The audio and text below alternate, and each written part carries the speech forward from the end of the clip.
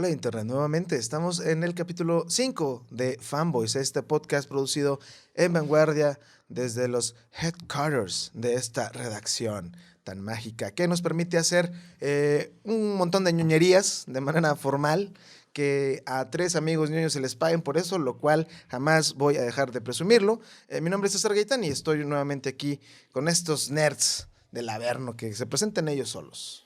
¿Qué tal? Yo soy Omar Saucedo. Un saludo a todos. Hola, ¿qué tal? Yo soy Eli Vázquez y quiero mandarle un saludo a nuestro primer comentario, creo, no sé. Bueno, creo que el único fan verdadero de este podcast es Carlos Díaz, que todos los capítulos le mando saludos y le seguiré mandando saludos. Hola, Carlos. Hola, Carlos.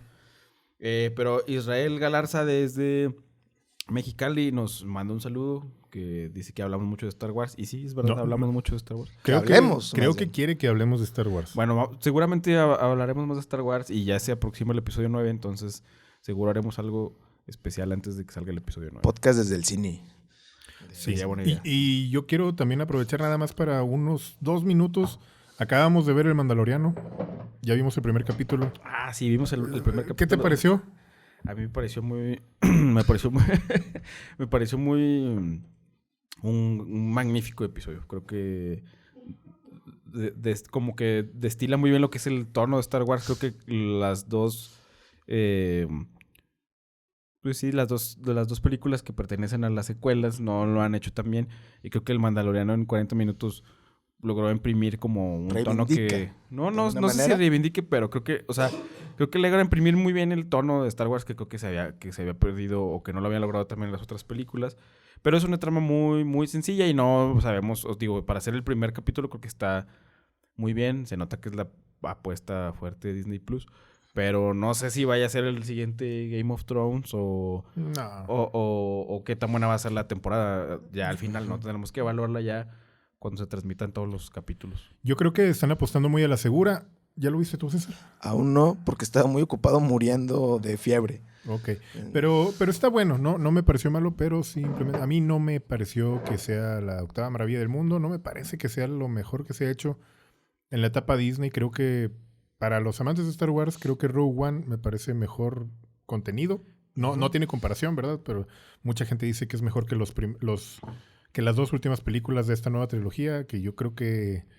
Pues no sé, pero eso sí es un montón de fanservice para los fans. O sea, la gente que le gusta Star Wars va a ser muy contenta de ver eso. Para no alargarnos tanto. Yo creo que sí hay mucho fanservice y hay muchas referencias, pero creo que no está en el camino de lo que es la historia del Mandaloriano y creo que captura mucho lo que muchos hemos querido ver por mucho tiempo, que es expandir la escena de la cantina en Mos Eisley en la primera película y hacer todo un concepto y una serie a raíz de eso, ¿no? Y creo que para muchas personas Star Wars sí es un western, ¿no? Es un western con samuráis en el espacio. Entonces, creo que esta serie recaptura muy bien eso y muchas personas esperábamos algo así desde la película de Han Solo. No sé si vaya a ser mejor, digo, creo que es un inicio bastante prometedor. No sé si va a ser mejor que las películas, pero tendremos que esperar a que acabe la serie. Pero la verdad yo sí estoy como fan. Estoy muy entusiasmado y creo que es un gran inicio para la primera serie en live action. Sí, está buena y hay que ponerle mucha atención a los siguientes capítulos. Creo que se va a poner mejor. Pero pues es una buena introducción, pero tampoco no es la gran cosa. Bueno. Pero vamos a entrar al tema del día de hoy. Bueno, no vamos a hablar de Star Wars hoy, pero... Creo que también hay Israel Galarza, pudiera opinar si ya lo vio. Sí, que nos diga Israel Galarza qué le parece. Galarza. Ya, perdón. Pero bueno, ese es un tema que abordaremos en su momento. El podcast de hoy, el episodio, va sobre cosas que revolucionaron su industria, su medio, que podemos hablar aquí de series, de videojuegos, de películas, de juguetes, quizá. No sé si alguien va a hablar de juguetes. O yo no. Nadie. Entonces no hablaremos de juguetes que revolucionaron la industria del juguete, pero sí de productos que revolucionaron en su nicho la industria del entretenimiento. Entonces, sí, no hay nada como... ¿El Furby puede haber revolucionado la industria del juguete o no? Bueno, eso te revolucionó tu vida, seguramente. Los Legos nunca tuve Furby. El Lego es un juguete revolucionario. Pero el Lego es peligroso si no se maneja adecuadamente. Si lo pisas descalzo. Sí. Pero sí, creo que no hay mejor tema para ponernos a tono con la Revolución Mexicana que hablar de productos estadounidenses y japoneses que revolucionaron la industria del entretenimiento. Viva una excelente Latinoamérica, idea. todos Muy los movimientos que están ocurriendo en Centro y Sudamérica. Arriba, hermanos. Esta es parte de la revolución yanqui y asiática. Ok. Entonces, ¿quién va a empezar? ¿Quién quiere platicar? Bueno, yo creo que primero tendríamos que, otra vez, como calificar qué sería lo revolucionario de cada medio. Yo Ajá. diría que son como lo que del contenido o de las series o películas o videojuegos o lo que sea que vayamos a hablar.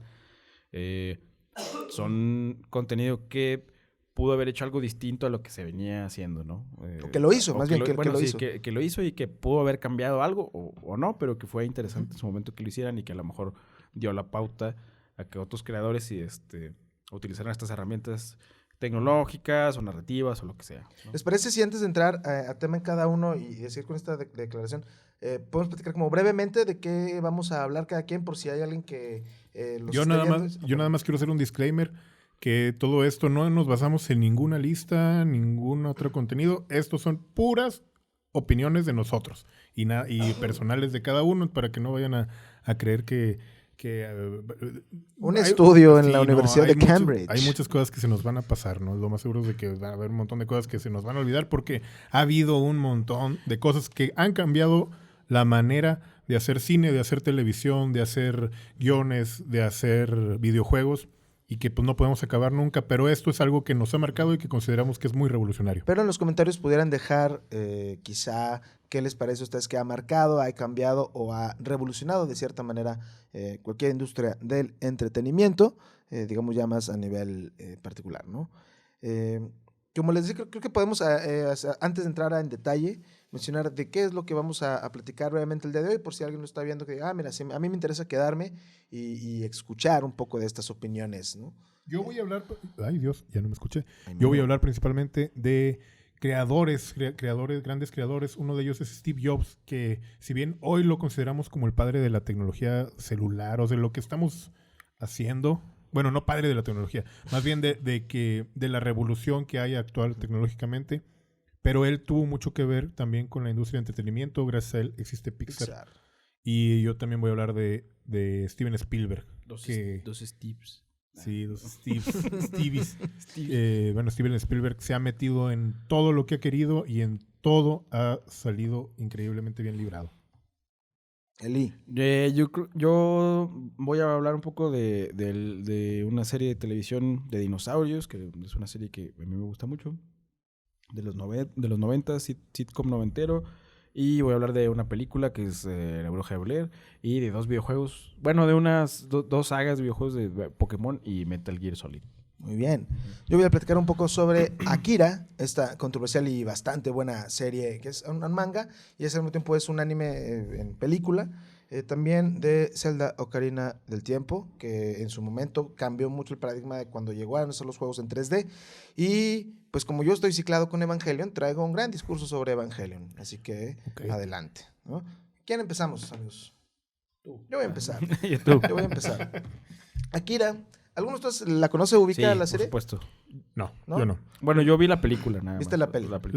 La película es esta de la moto roja. Ujú. Okay. Exactamente. Nunca la he visto, solamente he visto el póster. Bueno, es uno de los pósters más replicados en la historia de las réplicas de internet. Tiene un montón de memes, digamos, ¿no? El famoso póster con el protagonista que es Kaneda y la moto. Sí. Ha sido replicado por fans de Star Wars, de Disney antes de que Muy fuera. icónico, sí. Exactamente. Y primero quiero decir por qué voy a hablar de esta serie, ¿no? Quizá no lo ubicamos tanto porque se volvió de culto desde que salió en el 98, pero si esta película no hubiera existido y estos mangas no hubieran existido, todo lo que conocemos en Occidente sobre la cultura japonesa se hubiera tardado muchísimos más años. Este fue el producto que abrió la frontera de Japón para que se empezaran a exportar los mangas y anime. Omar me está haciendo unos ojos muy dudosos, pero así fue, la historia no miente. Pero yo creo que ya estábamos ahí invadidos de Japón, ¿no? Pues yo me acuerdo desde Mazinger Z, Caballeros del Zodiaco, Dragon Ball, Sailor Moon. No, ya había productos de exportación, pero eran como unos cuantos. O sea, eran como los que ya eran éxito allá, que llegaron tarde aquí Esos ya los teníamos. O sea, no estoy diciendo que fue el primer producto de exportación. Fue el que abrió las puertas para que Marvel en particular se fijara. Marvel Comics fue el que dijo, ok. le voy a apostar a ese manga y lo voy a traer a Estados Unidos. Fue una de las Oh. primeras cosas que empezaron a pasar ahí. El manga se empieza a publicar en el 1984, y es una historia distópica en los primeros 30 segundos de la película te cuentan que hay una tercera guerra mundial que ya acabó, que se dio en 1988, y la historia se sitúa en 2019. Ay, Ese, Dios. ese es el momento presente. Y de hecho, ayer la estaba viendo para recordar un par de cosas y me llamó mucho la atención que tiene que ver mucho con lo que está pasando en estos momentos en Chile, por ejemplo. Es una sociedad oprimida donde el gobierno arbitrariamente usa sus grupos de ataque para matar civiles que son justamente rebeldes, ¿no? Entonces, desde el 88, el creador, que en este caso es Katsuhiro Otomo, creo que tuvo una mirada muy acertada de lo que ocurrió. ¿Por qué es tan revolucionaria en general como obra? Primero, el más famoso es la película. La película es que, digamos, lo que más parte de los fans han visto. Está en Netflix, la pueden ver ahí. La calidad de la animación es tremendamente buena. Es muy buena porque tuvo un gran presupuesto. Generalmente las películas de animación japonesa no tenían tanto presupuesto para ser llevadas a cabo. Esta sí recibió un buen presupuesto. En el proceso de producción, primero se grabaron las voces, por ejemplo, estaban ya escritos todos los diálogos, luego se hizo el diseño, el dibujo y la animación, por lo que toda la articulación del facial es muy, muy exacta. Entonces, también se agradecen esos detalles. Perdón. Tiene una paleta de colores bastante amplia que en su momento no se usaba. A lo mejor ahorita se nos hace como, pues bueno, es normal, ¿no? Ya incluso con la parte digital, pues se nos hace muy común. Pero lo interesante de esta serie es su historia, que en apariencia simplemente es un grupo de rebeldes tratando de combatir a la gente que está en el poder, pero de repente descubrimos que el protagonista no es el protagonista, sino uno de los personajes principales ahí, que en realidad después de un accidente de moto empieza a desarrollar poderes como psíquicos, mentales, ¿no? Y a partir de ahí la historia empieza a dar unos giros sumamente curiosos, muy raros. El manejo de la música te mantiene todo el tiempo en suspenso y tiene uno de esos finales. A mí me gustan mucho esos finales que es como ¿qué demonios acaba de pasar? La tengo que ver otra vez. Es ese tipo de serie que luego a muchos no les gusta. Porque el final básicamente no es un spoiler si salió en el 88, es que este protagonista que se llama, como les decía, Kenda, tiene un amigo que es el que desarrolla los poderes mentales y como hace una explosión mental, fundiendo a todas las personas que están cerquita de ahí en su misma conciencia, en un flujo de energía raro. Ok. ¿Cuántos capítulos tiene el anime? Es que es película, nada Es más. nada más, no. En anime es película. Película. Sí. Y es manga. Es manga también. Es originalmente manga. Ok. El manga es cortito. No es un manga largo. No. Pero el mismo director de la película es el creador de los mangas. Entonces, eso ayudó a que luego la historia fuera muy bien adaptada en la pantalla, ¿no? Bueno, yo la no conozco el manga, la verdad es que no acostumbro a leer tantos mangas. Pero sí vi la película y la vi no hace mucho tiempo, sería que 3 o 4 años. Y ya conocí obviamente el póster y la iconografía de la moto, incluso la chamarra de Kaneda se llama. Uh-huh.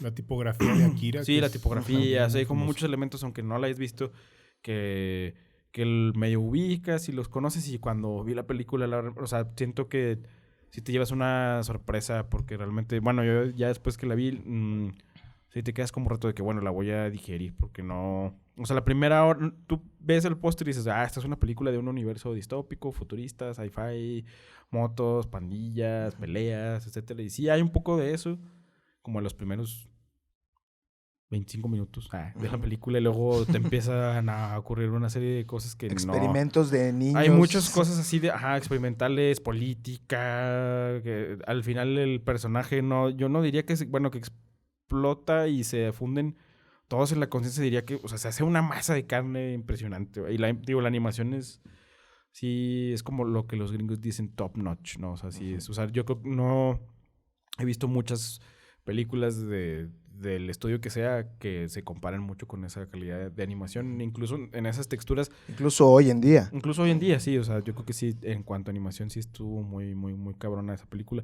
Y te decía esa textura como de estas partes como de la carne y como, porque o sea, al final ese tío es como un monstruo súper gigante, como una masa que está consumiendo mucho recursos, o sea, se ve con un detalle y se ve bastante, no sé si gore, pero... Gore, sí, es bueno, sí, un poco gore, como... pero medio creepy, entonces sí, realmente no te esperas eso y al final, o sea, si buscas como una explicación real a todo esto que estamos contando, o sea, medio la hay, pero al mismo tiempo no la hay. Se sigue debatiendo. Lo que sí es que el final se debe entender que es más bien como un loop, justo como inicia casi la peli. Un detalle ahorita que vas a hablar de Steven Spielberg, el comité Akira, que es como los de el estudio que lo realizó allá en Japón, le llevaron la peli a Steven Spielberg diciéndole que la trajera a Estados Unidos y dijo, no va a pegar. Se la llevaron luego a George Lucas. Dijeron también, oye, Lucasfilm, por favor, lleva esta película acá a Occidente. Dijeron que no, pensando que también no iba a pegar. Lo cierto es que si lo hubieran traído en su momento, en aquellos años, probablemente no hubiera pegado. No, es muy probable que no. Y quizá nunca vaya a pegar, porque son de esos contenidos de que los tienes que ver en original y luego le meten la cuchara a los estadounidenses a otro lado y luego no funciona. De hecho, el doblaje... Con Ghost in the Shell, el doblaje con Dragon Ball también. Cuenta una historia a veces diferente a la que está en japonés. Mi básico japonés me deja entender que sí hay cosas así medio curiosas que no son las que están poniendo ni en los subtítulos ni en el doblaje. Entonces es más recomendable verlo con subtítulos, pero si se la quieren ver, ahí está en Netflix. Sí. Yo la voy a ver en japonés. Bueno, como comentario que tiene muchísimos años que se ha rumorado la producción de esta película de Akira, live action hecha con presupuesto de Hollywood. Y creo que ya está muy cerca de pasar. El director es Taika Waititi, que es el director de Thor Ragnarok. De Thor Ragnarok. What We Do in the Shadows, que es una muy buena comedia de vampiros. Es un muy buen director, bastante experimental, pero que sí tiene un sentido del humor un poco, digamos, no sé si ácido y muy curioso. Él creo que es neozelandés o australiano o algo así. Desde por aquel continente de Oceanía. Pero bueno, a ver qué tal sale, porque según lo que me platican pues no es de comedia. Tiene unos toques de comedia, pero no es tan de comedia. Y Taika Waititi, a todo lo que toca le da un sello de comedia. Yo creo que también ahí lo revolucionario de Akira sería que no puede entrar como en un género. O sea, no es una... pues es al mismo tiempo ciencia ficción, al mismo tiempo gore. No es comedia, pero sí tiene unos tintes ahí medio raros del humor negro. Sí, tiene varios géneros detrás, ¿no? Ok. Bueno. ¿Yo? Go. Ok. Bueno, yo primero, antes de hablar de Steven Spielberg y de Steve Jobs, quiero hablar de otro contenido ochentero, que es la película de Tron. Una película de 1982 que, poniendo en perspectiva, pues ya va a cumplir casi 40 años y que fue una de las primeras películas que tuvo secuencias largas realizadas completamente en computadora. Una época donde todavía no se consideraba eso como un recurso válido, ¿no? Y me distraigo. Es Akira. Bueno, pues sí, Tron se volvió una película de culto y fue un tremendo fracaso en su momento, en 1982. De hecho, pues hay muchos chistes referentes a eso, de que es una película que creo que todo el mundo tiene que ver alguna vez. No es muy lógica, no es una película muy buena, que digamos así, que diga, ay, tiene muy buen guión, pero esas secuencias de acción, también tiene una secuencia de motos muy, muy famosa, las motos de luz. Y pues se volvió súper relevante también para los futuros proyectos de artistas visuales y efectos especiales en el cine. Y pues abrió puertas. De hecho, esa película que, produjo Disney, también ahí tuvo que ver un poco Industrias Light and Magic, que es de George Lucas, y que también tenía algo que ver indirectamente Steven Spielberg. Y bueno, pero pues fue un fracaso. De hecho, hace unos 10 años salió una película, la secuela de Tron Legacy, y también fue un fracaso. Con la música de Daft Punk. A mucha gente le gusta los visuales y el 3D. Los visuales están buenos. Está impresionante. Pero también como que Disney se clavó mucho con eso de que vamos a volver a hacer un hitazo visualmente, pero pues se les olvidó el guión y tampoco pegó. Y bueno, pues tiene ahí algo chistoso de esa película que fue dirigida por Steven Lisberg, que fue la única película que dirigió. Dirigió Tron, La original. la original. Y ahí murió su carrera. Arruinó la carrera. Chale. Y adiós. Y pues ahí quedó esa, pero pues ¿Y véanla tú por qué la consideras revolucionaria? Por los visual? efectos visuales. Visualmente sí es increíble. Y lo más extraño es de que mucho de lo que se ve no es creado por computadora. Y son tan buenos los efectos visuales que te hacen creer que ¿Y sí. cómo los hicieron? Era un efecto óptico que con revelado todavía, pues eran los carretes de cinta, se grabó todo a blanco y negro, alto contraste, se pintaba a mano cuadro por cuadro con luces de neón. Entonces de hecho esa es famosa porque no se ha vuelto a filmar una película como se hizo esa. Con esa técnica. Con esa técnica de... Yo debo confesar que bueno, mi hermano más grande, saludos a Carlos, que no creo que vea se llama Carlos. Sí, también se llama Carlos. Que tenía una muy buena colección de DVDs del 70s, 80s, de muchos. Y la verdad es que vi la mayoría. Y luego recuerdo que me topé con ese DVD de Tron y lo puse y realmente no sabía bien qué estaba viendo, digo, hace como 15 años. Y puse la película y dije, no mames, ¿qué es esto? Porque, digo, la verdad es que ahorita, si bien sí fue tal vez muy revolucionaria en cuanto a los efectos visuales, yo la vi, no sé, por ahí del 2006, 2007.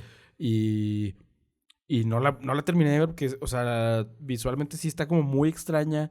Y o sea, sí se ve como un dibujo sobre la cara. O sea, sí, yo sí creo que no se haya vuelto a filmar una película con esa técnica, y a lo mejor es una técnica que ahorita con la tecnología que hay sería valioso ver. Creo que creo que hay una película que se llama Loving Vincent, que se trata de Vincent Van Gogh, que creo que se pintó como frame por frame también para simular el estilo de pintura de Van Gogh, pero no creo que sea igual que Tron. Y la verdad digo, bueno, para un adolescente en el 2007, que yo en ese tiempo, no la pude terminar de ver porque dije, no, o sea, ¿qué es esto? O sea, es que hay dos técnicas. Hay otra técnica que se llama el rotoscopio, que no sé si ustedes vieron la película animada del Señor de los Anillos. No. Ok. Es que bueno, porque no está tan buena. O bueno, vieron aquel famosísimo video de Take On Me. Sí. Sí. Bueno, se filma primero y luego una filmación normal, y luego sobre lo filmado hay un artista que hace dibujos. Así se genera eso. En Tron fue al revés. En Tron se filma todo, pero sobre la filmación se sigue utilizando el fotograma, pero se compagina con un dibujo aparte. Es una cosa extraña. No se volvió a hacer porque era súper caro. Y sí tenía efectos digitales, obviamente. Tenía 20 minutos de efectos digitales, que para 1982 era muchísimo. De hecho, pues de ahí brinca hasta películas animadas completamente, que en un momento voy a hablar de ellas. Ok, muy bien. Eli.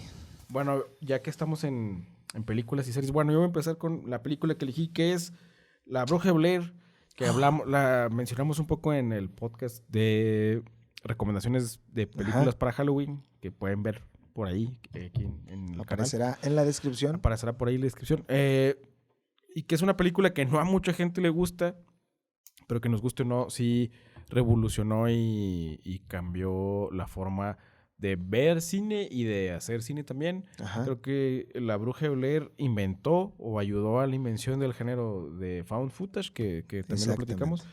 Y si bien recuerdo, yo en 1999, pues era muy niño, pero recuerdo que sí, mucha gente, incluso acá en México, sí decían, oye, es que esa película es real, es real. O sea, mucha gente no sabía que lo que estaba viendo en pantalla era cierto o no, si era un documental, si realmente era como una cámara que se había encontrado en el bosque. Y creo que ahorita, en pleno 2019, ya sería prácticamente imposible como crear una historia que tal vez hiciera dudar a la gente de su veracidad. Pero, por ejemplo, ¿no? si le pusiera, sin el factor de saber que es una película real, más con todos los avances que hay, y le pones esa peli a alguien y le dices, vamos a verla, yo creo que sigue produciendo la misma sensación de no saber. Yo creo que no. No, la acabo de volver a ver con mi esposa, que saludos a mi esposa, que ella nunca la había visto, y también ¿Qué de le hecho pareció? La vimos y dijimos, creo que ha evolucionado mucho las películas de terror. Ya no es lo mismo. Yo creo que en ese momento sí estábamos muy todavía la gente se sorprendía mucho con ese tipo de contenido. Yo me acuerdo que de La Bruja de Blair, yo vi el documental donde hacían creer que era real, lo pasaron en el Canal 5. Y me acuerdo muchísimo que sí lo vi, y mi hermano, no sé si la vio en el cine, pero me acuerdo que la rentó. Y también nuestra generación, que veíamos un montón de cosas no aptas para nuestra edad en ese entonces, pues yo tendría unos 12 años cuando la vi por primera vez. Me aterró horriblemente. Sí, paniqueaba. Porque pues, sí era algo que era muy tangible, irónicamente, porque nunca se ve nada en la película, pero sí te hacía creer que en cualquier momento podía sucederte a ti, ¿no? O a alguien. Solo al cierre, ¿no? Cuando se ve así la imagen. Sí, esa imagen ya creo que es muy icónica. Pero creo que sí fue revolucionaria porque los creadores que se me está olvidando, Daniel Myrick y Eduardo Sánchez son los co-directores de esta película y sí hicieron esto con toda la intención de que pareciera real y rompieron con muchas de las convenciones del cine. O sea, no vamos a ver, o sea, creo que había en 1999 muchos pósters que avisaba a los asistentes de que podían tener mareos, podían sentirse muy mal porque la gente no estaba acostumbrada a ver tomas tan movidas, con cuadres tan poco convencionales, tan cercanos, tan... Filmada con cámaras y cintas no profesionales. Sí, filmada, exacto. Y luego llevar eso a la pantalla grande, creo que sí vino a cambiar un poco la forma y las técnicas de que se hace en cine, tanto que creó un nuevo género dentro del terror, ¿no? O sea, ahorita ya no vemos tantas películas que creen su propio género y creo que creó una industria que fue bastante rentable con las películas de Actividad Paranormal, ¿no? Creo que Actividad Paranormal se filmó con como $1,000, $2,000. Y creo que no sé cuánto recaudó, pero recaudó muchísimos millones más. O sea, hizo como 100 veces más fácilmente del presupuesto que tenían. Y después vimos bastantes secuelas, hemos visto muchas imitaciones, pero también tiene su lado triste que luego este par de codirectores, Daniel Myrick y Eduardo Sánchez, que se veían como muy prometedores. Muy prometedores, unos prospectos del cine. Hay también un documental y ciertos reportajes, creo que por ahí hay uno de Vice, de cómo la misma industria luego se los consumió y les dijeron, sí, tu película fue un suceso, un éxito. Pero muy bien que hicieron eso, pero hagan la 2. Y ellos no querían hacer la 2 porque ya realmente no tenían nada que contar. Luego salió una secuela que no fue como found footage.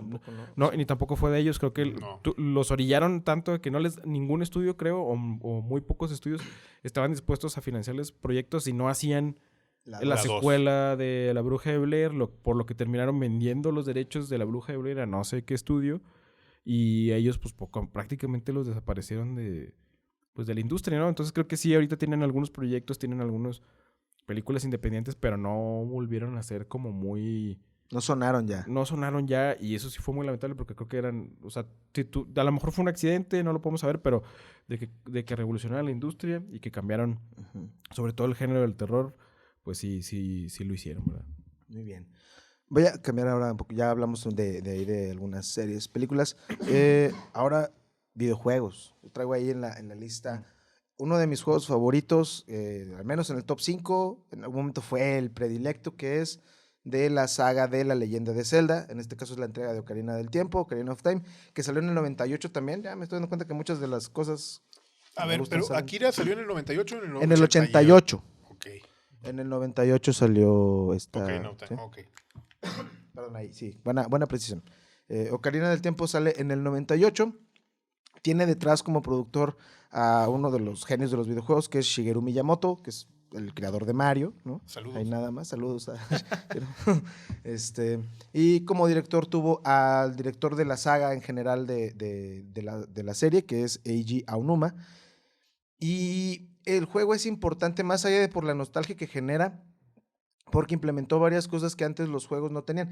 Tenemos que volver a pensar, era finales de los 90, los juegos en 3D apenas estaban incorporándose al mercado. O sea, no había mucha experimentación en este sentido. Una de las grandes aportaciones que tuvo este juego es que nos puso el ejemplo de cómo se tenía que manejar la cámara en un juego 3D. Al mismo tiempo, como fue un experimento, muchos de los juegos que salieron a la par en 3D tenían un manejo de cámara horrible que sí generaba mareos. Como jugador, pues tú quieres saber y tener control de lo que estás haciendo y a veces la cámara arruina toda esa experiencia y te hace decir, este es un mal juego, yo ya no quiero tener esta experiencia, voy a comprar otro título. Entonces, el hecho de cómo manejaban la cámara, que es casi siempre el personaje delante, una cámara lo va siguiendo en automático y con un botón puedes alinear otra vez tu cámara de frente, eso hacía que fuera muy fácil manejarlo. A ver, nada más para poner en contexto, estamos hablando de El Nintendo 64, época donde estaba Donkey Kong, GoldenEye, ya había salido. Ujú. Y pues acá en la competencia... Donkey Kong es de Super Nintendo, pero sí, más Sí, o menos. no, pero trae una años versión de diferentes. 64. hay la Ok. versión de 64. Y la época donde también otros juegos revolucionarios es el Metal Gear, ¿no? Por ahí, Metal Gear. más o menos. Ahorita le iba a platicar Yo voy a hablar más de eso, Metal Gear. ahorita déjame de ahí ese título. Otra de las cosas que antes no se hacían y que a partir de Ocarina del Tiempo se empezó a hacer es que cuando tú eres un personaje y hay un enemigo frente a ti, puedas, digamos, accionar un botón que lo señale, lo fije como tu objetivo y puedas atacarlo. Eso es bien importante porque antes la imprecisión en los juegos hacía que fueran muy difíciles. Mucha gente luego por eso los odiaba porque tenías un enemigo enfrente y tenías que estar justo, si te movías tantito ya no le podías pegar o cosas así. Y entonces, como Nintendo siempre ha estado pensando en que la mayor parte de la gente tiene que estar en sus videojuegos, hasta cierto punto lo critican por eso, por el hecho de que sea familiar o como muy para niños. Pero al pensar en eso, crearon una de las cosas más efectivas para toda la industria en general.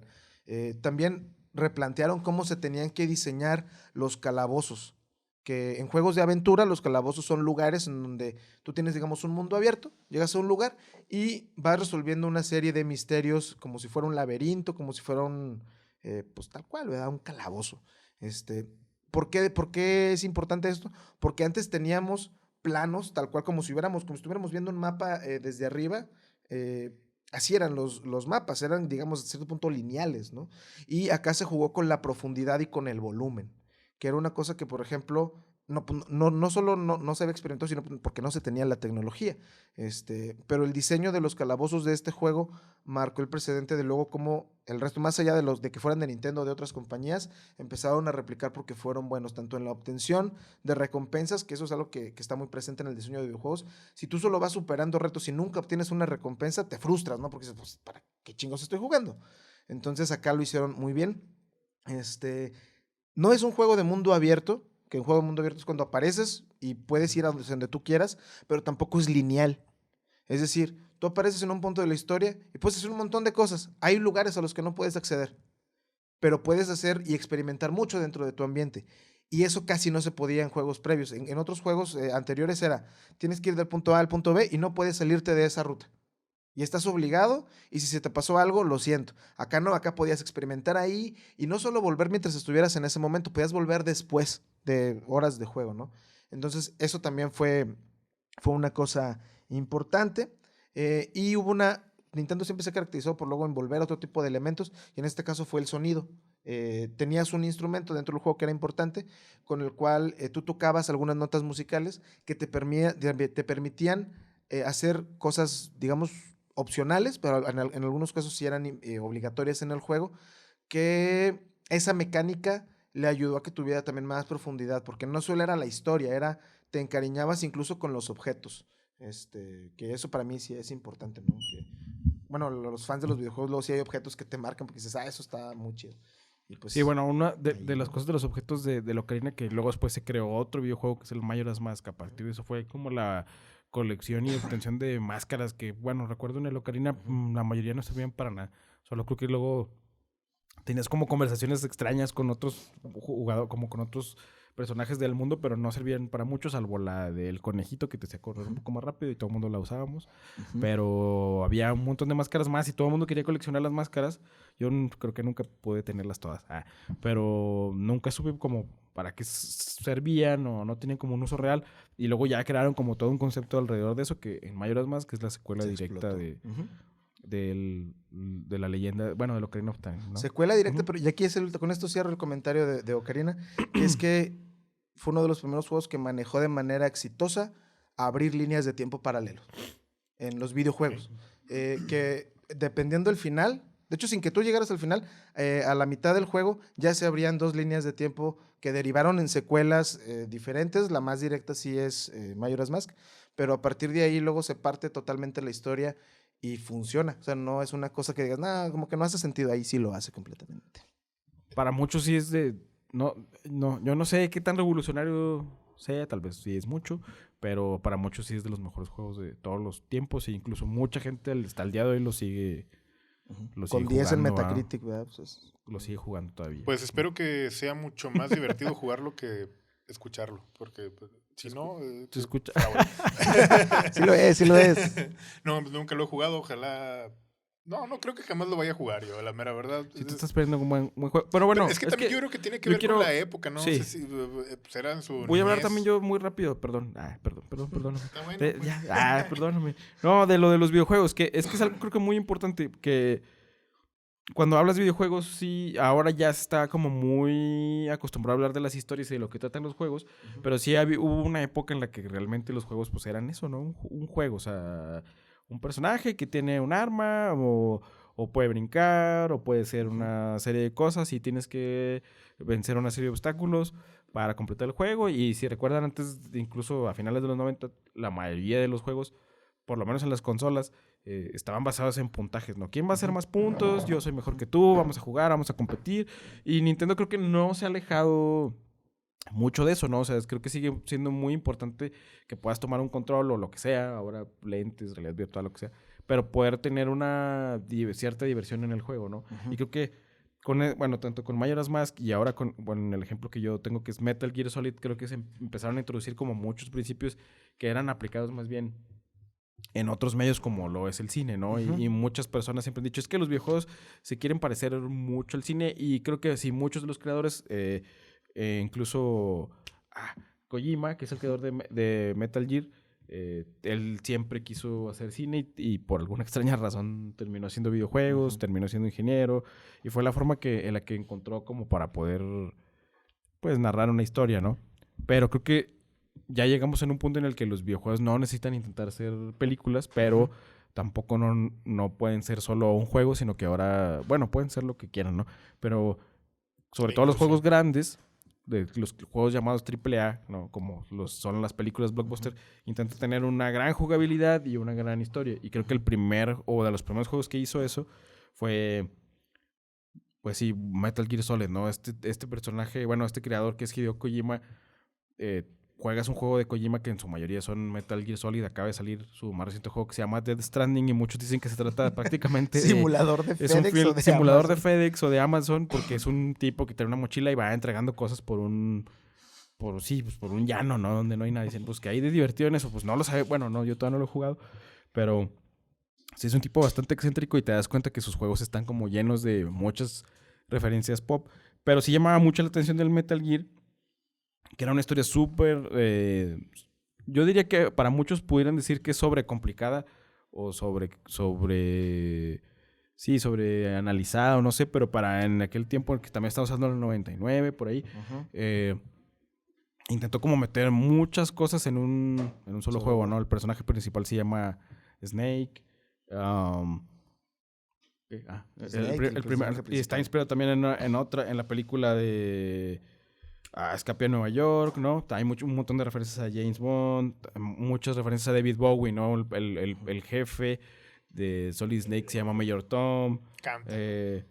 Sí, hay un montón de referencias a los Diamond Dogs, hay un montón de cosas, ¿no? Entonces era como de los primeros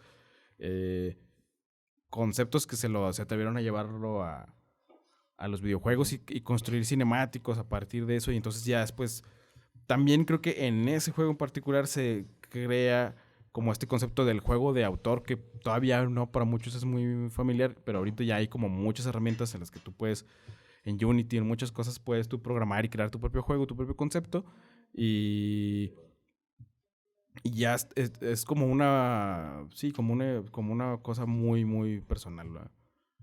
Que ahí, por ejemplo, lo que sí ahorita ya es muy común que los videojuegos en general manejen la importancia en las historias. Pero sí eso empezó a cambiar más o menos a partir de los 90s. En finales de los 90s, principios de los 2000s. Vamos a cambiar ahí de tema, ¿no? Pues sí. Bueno, otro de los temas que yo quería hablar es principalmente la película de Toy Story, que es un parteaguas en películas de animación. Fue la película más importante, yo creo, de Disney eh, para lo que es actualmente la industria del cine para niños. Gracias a Toy Story, pues se planteó que, por ejemplo, hablamos de Tron, una película que intentó ser para toda la familia, que tenía visuales muy increíbles, pero se descuidó el guión.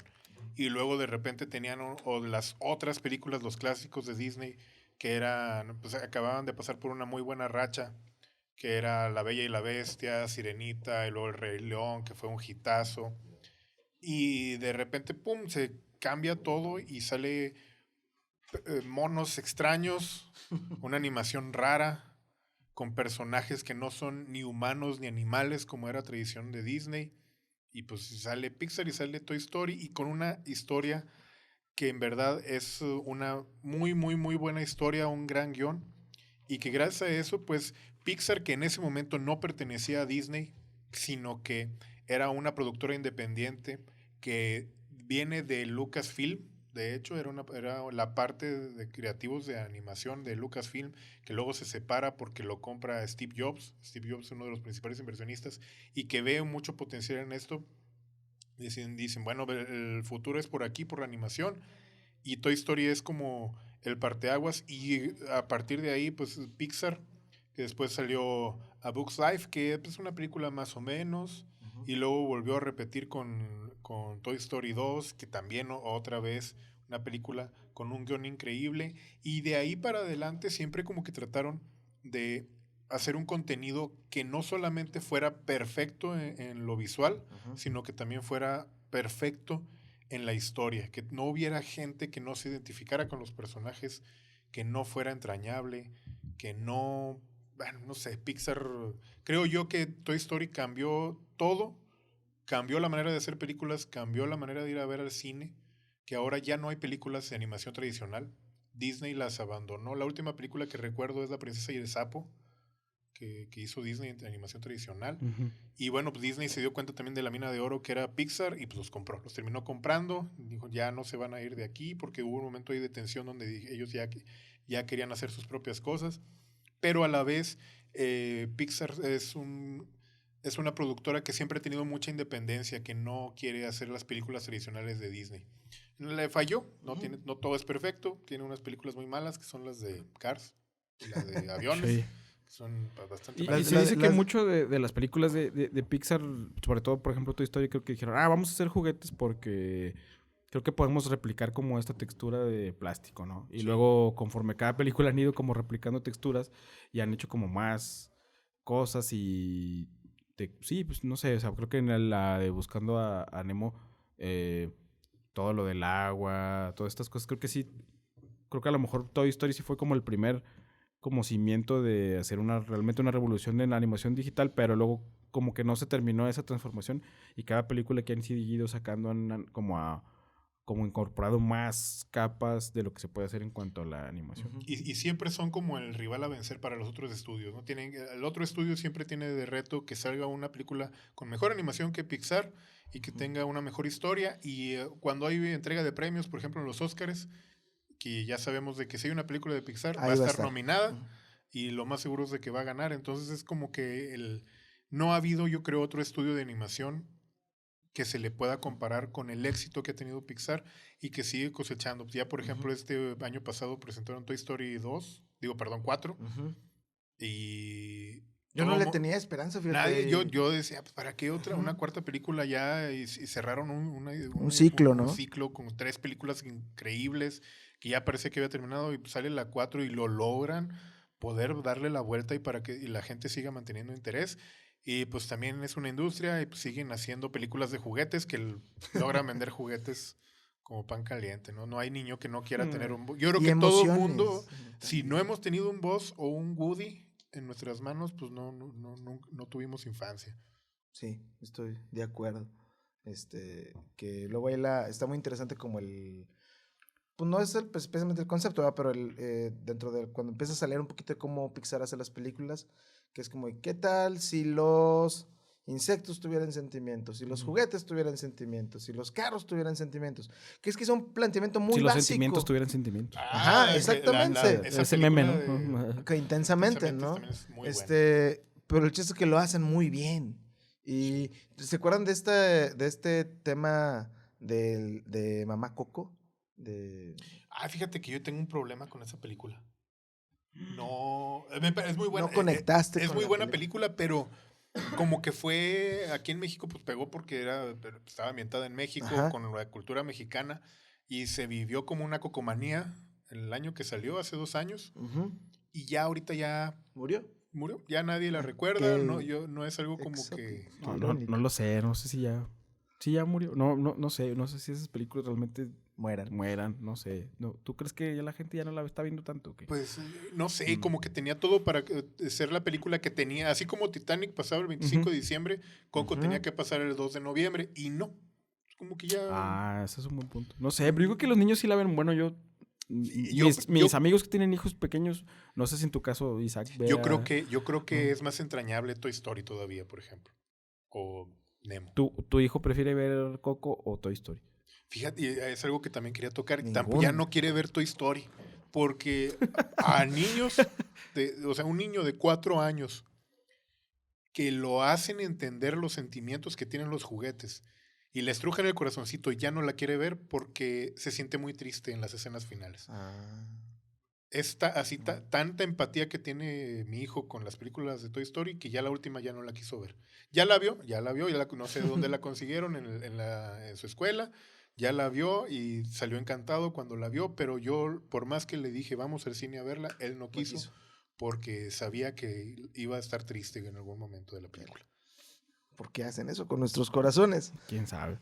Pero, Y otra cosa, yo para cerrar, otra serie que quería hablar era la serie de los 90s de dinosaurios, sitcom que se transmitió creo que del 91 al 94, creada por Michael Jacobs y Bob Young. Franny, ya vine, sí, no la mamá y todas estas frases yo grandiosas. cantaba la canción del nene consentido. Mi papá cargaba a mi carnal así en brazos y le daba una sartén y decía, con la sartén, porque... y era muy divertido. Y es, bueno, yo la elegí como para este podcast porque nunca hemos vuelto a ver una serie que se haga con esa tecnología, o sea, live action, con sets con esa calidad que tenían y con marionetas y animatronics, ¿no? O sea, porque realmente sí actuaban los personajes, o sea, recuerdo a la abuela, o sea, la postura de cómo se sentaba, los ojos, la ropa, el mismo bebé, como se veía muy suavecito, con el dinosaurio, sí.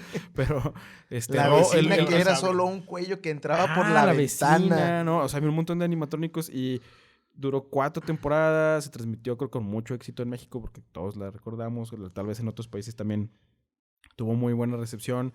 Creo que era bastante cara de hacerse y creo que no son tantos capítulos al final, no tengo ahorita el dato de cuántos capítulos son.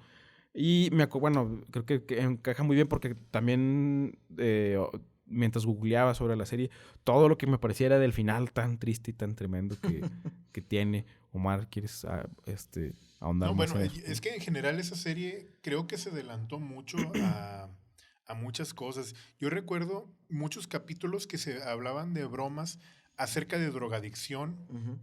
Era algún consumo. Recuerdo que el amigo Robbie se llamaba Spike, ¿no? Y que tenían estos como esteroides que eran vándalo, como sí, que le salían picos y le rompían la chamarra. El derecho de los animales, porque ahí los humanos éramos animales.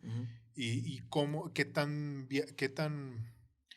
plausible era de que hubiera circos con animales, que en realidad eran los humanos. Entonces como que volteaban ahí la tortilla y ponían unas situaciones ahí muy extrañas. La guerra, hubo un capítulo doble de la Guerra de las Nueces, no sé si recuerden, donde le cambiaron el giro y se volvió una novela histórica. Y así era la estética de ese capítulo. Y se trataba de una guerra. Y era un capítulo doble con un cliffhanger. Y pues siempre uno de los ejes era como una crítica a la vida industrializada con la empresa, yo lo digo, que era la empresa omnipotente en ese universo donde trabajaba el jefe de familia y donde se acababan el mundo, eran taladores de árboles y eso era lo que vivían y el final sí es horrible. Es devastador. Sí, porque prácticamente se extinguen los dinosaurios y obviamente tus personajes a los cuales ya le tomaste cariño delante de ti, ¿no? O sea, Pero, frente a tus ojos. la reflexión era de Spoiler, que... perdón. Nada. La reflexión era de que los dinosaurios éramos humanos. Ujú.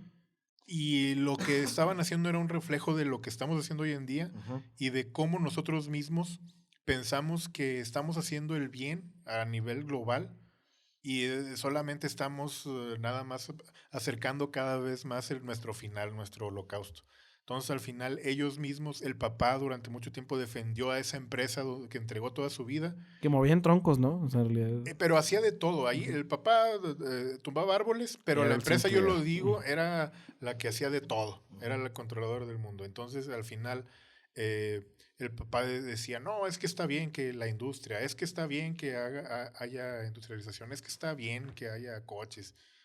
Y al final se arrepiente y dice, por fin me doy cuenta de que no estaba bien, pero ya era demasiado tarde porque pues ya se los había cargado el payaso y ya se iban a extinguir los dinosaurios. Y en ese universo así se acabaron los dinosaurios cometiendo los mismos errores que estamos cometiendo ahora. ¿Cómo que en ese universo? Así se acabaron en realidad. Ese es un documental histórico. Bueno, yo creo que ya para terminar... Bueno, ya creo que estamos cerrando el capítulo. Creo que si se dan cuenta muchas de las cosas que, bueno, nosotros le estamos poniendo la etiqueta de revolucionaria, como que es mucho contenido que está hecho para niños, ¿no? O sea, creo que el Zelda, dinosaurios, Toy Story, bueno, la Fluja de Blair no, ni Metal Gear, pero creo que sí, Bueno, o sea, pues es como que que en también fue lo que nos tocó esos vivir. formatos, sí, bueno, fue lo que nos tocó, rayos, pero sí, como que en esos formatos o el contenidos como hechos para niños, esos son de como que más se puede experimentar y tal vez se pueden hacer cosas un poco más locas o más sacadas de lo convencional y como que igual pueden tener una recepción aceptable, creo. ¿Plaza Sésamo podría ser considerada revolucionario o no? Yo creo que En sí, su época. para un contenido televisivo y completamente educativo. Pues Muy sí, bien. pues gracias a Plaza Sésamo existió Barney, existió Las Vistas de Blue y existe Dora. Podría ser. bien. Dora, Una- que ya tuvo su la película. ex- Muy buena, Dora. por Y cierto. bueno, yo para cerrar, porque creo yo que da para un capítulo completo, y ya no voy a alcanzar a hablar tanto de Steven Spielberg, que yo lo considero uno de los hombres vivos más revolucionarios en la industria del entretenimiento, porque creo, por ejemplo, como cineasta, logró meterse en un montón de géneros y cada género revolucionaba algo. Se metió al terror con un animal, que es la película de Tiburón, y revolucionó ahí Con los un poco el dinosaurios. terror. Bueno, también. Eh, Bueno, no es terror, No era ¿verdad? tanto, no terror. Él fue, mucha gente lo considera como el director de verdad de Poltergeist, que nada más fungió oficialmente como productor. También revolucionó ahí el terror. Luego la ciencia ficción tiene tiene muchas películas de ciencia ficción, pero dos de las más recordadas es E.T. y Encuentros cercanos del tercer tipo, que también revoluciona la ciencia ficción. Y luego generó uno de los personajes más entrañables del cine de acción, que es Indiana Jones. Revolucionó y hizo un género que hasta en videojuegos se replicó con Lara Croft, y luego ya tuvimos la leyenda del tesoro y este cazador de tesoros que nació con Indiana Jones. De cierta manera, pues hay anteriores. También tuvimos Jurassic Park, que revolucionó también los efectos visuales, y hasta ahorita estamos viendo todavía películas de Jurassic Park. Se metió en la televisión con las series que veíamos, Tiny Toons, Animaniacs, pues de ahí Luego hace sus surgió, propios cameos ahí. de ahí surgió Pinky Cerebro, Fenomenoide, que es una serie de culto, gracias a Steven Spielberg que nacieron. Ujú. Y pues también ahí el visionario logró hacer su propia productora, que es DreamWorks. Y pues hasta ahorita todavía las películas de Shrek, las películas de Madagascar, pues si no hubiera tenido esa visión Steven Spielberg, pues no las tendríamos ahorita. Y yo creo que a lo mejor luego haremos Sí. un capítulo especial Incluso, bueno, de yo todo lo como que ha dado Steven Spielberg. sí, creo que es un director de los más importantes, si no es que el más importante, sobre todo en cómo funciona ahorita la industria del entretenimiento y el estilo. Pero hay muchos otros directores que también lo culpan, digamos, Scorsese, que, bueno, esta famosa cita de que las películas de Marvel no son cine, pues mucho del estilo de cómo están hechas ese tipo de películas, pues Es viene por directamente por Steven Spielberg. Spielberg, y muchos lo culpan de que realmente él fue como el que ahora acostumbró, digamos, a la audiencia a esperar este tipo de películas con esta misma estructura. Sí, Lo tachan de melodramático, sentimentalista, de Ujú. que ponen... prácticamente ya su nombre es una industria, ¿no? O sea, Sí. es como una marca. Pero bueno, pues, creo que es válido. El cine como entretenimiento funciona y Steven Spielberg es un maestro y para los que no los vean como entretenimiento, si lo vean como una expresión del arte, que también es válido, pues hay otros directores. Claro. Saludos a Spielberg. Yo como- y a Sí, Scorsese. saludos a Martin Scorsese Ya que, sé. que nos está viendo. Sí, yo soy de los hipócritas que está de acuerdo con Martin Scorsese, pero ve todas las películas de Marvel. Lo siento. Bueno, Yo cerraré con... No importa qué episodio del podcast vean esto, siempre hay un momento para hablar de Evangelion. Y fue muy revolucionaria. Salió en el 95, primero como un anime de la mano de Hideaki Anno. Hay quienes consideran que hay una época pre-Evangelion y post-Evangelion. Yo no solo lo creo, sino que Lo vives. lo vivo, lo difundo. Soy ese castroso que les va a decir a mis amigos ya desconocidos, vean Evangelion. Pero, pues hay un sustento, ¿no? O sea, no es solo mi opinión, sino muchos no podríamos estar equivocados. Es una serie que marcó mucho en términos de técnicas de animación, marcó que podíamos poner temáticas un poco más, no voy a decir oscuras, porque ya había, digamos, temáticas oscuras, pero más bien introspectivas, que eso era algo que no se ponía en caricaturas, que si bien no es que sean para niños, esas temáticas más de cómo me siento, quién soy, cuál es mi lugar en el mundo, no se ponían en un plano animado, más allá de a qué público fuera dirigido. Evangelion lo hace. También una de las cosas que ahorita ya es como también no tan descarado, o descabellado más bien, muchas de las peleas que hay, que son poquitas, están musicalizadas con música clásica. Entonces tú estás viendo una bestialidad entre un robot y un ser alienígena sacándose los órganos, pero está todo musicalizado con una bella melodía de Beethoven, lo cual genera un shock en el espectador y está también bastante... yo digo que eso ya lo hacía Bugs Bunny. Tienes toda la razón. Sí, muy bien. Elmer Gruñón, sí. Sí, ahí sí, ya lo hacía. Eso opino yo. Yo no recuerdo cuándo Bugs Bunny le sacó los órganos al Merguñón, pero sí. Un órgano, Yamaha. Le Que quitó, podría patrocinarnos. le quitó la cara a Elmer una vez que lo estaba rasurando, güey. Bueno, Sí. lo dejó sin cara. Era muy violento Bugs Bunny. No sé cómo Demasiado. terminamos hablando de Bugs Bunny. Era muy malo, Aquí en- güey. Era muy Sí, no malo. importa, yo volveré a Evangelion de la manera más fácil y tajante. Y véanlo, está en Netflix también. Y muy revolucionario. Ya no sé qué más puedo decir de Evangelion. Es muy revolucionario siempre. Bueno, ¿Alguien más tiene algo que decir? No, yo creo ¿No? que ya es por hora hoy de no. Creo despedirnos que de- tenemos mucho contenido Pues para otros cerremos programas. este programa. Recuerden seguir todas las redes sociales de Vanguardia. Ahí están las mejores noticias. Vean ahora que está, en este momento al menos que se graba el podcast, Evo Morales ya llegó a México. No tiene nada que ver con el entretenimiento, excepto que pasen mucho tiempo en Facebook y La vean un unidad montón de Evo memes. 1. La unidad Evo 1 es Evangelion. De hecho, ya hay páginas, ya estoy ahí, que es de fans de Evangelion. Eso sí, están en Facebook. Sigan todas las redes sociales de Vanguardia. Ya estamos produciendo también más podcasts. Hay otro que se trata sobre los aciertos y desaciertos del presidente de la República. Se llama Señor Presidente, yo tengo otros datos. Y depende de cuando vean este podcast, ya debería estar en emisión uno más que se llama Con los pelos de la burra en la mano. También producido por el staff de aquí de Vanguardia. Síganlos, denle una oportunidad. Vamos a ver, platicar de cosas diferentes, ¿no? Que siempre se vale y es Se oye bastante rico. entretenido. Sí. Soy chabrochón. Nos Entonces, vemos. Adiós, Internet. Adiós.